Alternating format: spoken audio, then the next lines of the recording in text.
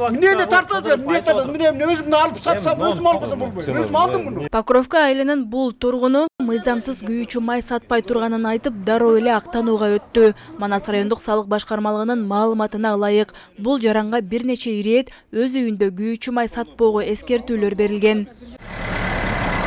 Ал эми бул мыйзамсыз күйүүчү май саткан жайга келгенибизде дароо май куйган идиштерин жыйноого аракет көрдү. Күйүүчү май сатып жаткан бул айым мыйзамсыз ишин каттап, акты түзүү үчүн керектүү документтерин бербей, салыкчыларды бир топ убарага салды.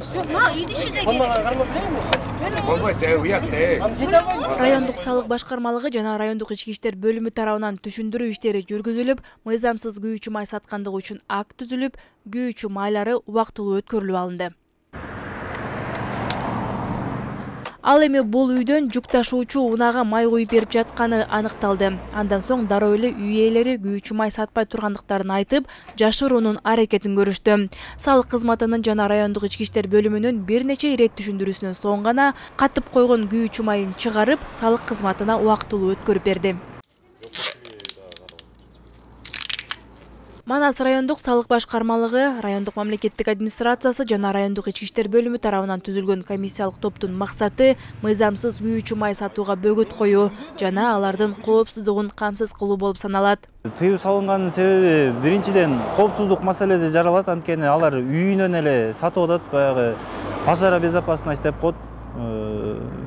Анан экинчиден 220-токтом бар министрлик кабинетинин, ошонун негизинде бул башынан эле мыйзамсыз нерсе да. Өзүнчө лицензиялар болот. Аларды алыш үчүн населенный пункттан бир канча метр алыс жайгашыш керек.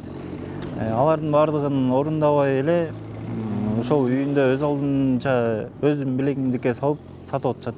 Эске салсак, Манас районунда контрабандалык негизде күйүүчү май саткан үйлөр мындан арыда текшерүүгө алынып, мыйзамсыз иштерине бөгөт коюлат.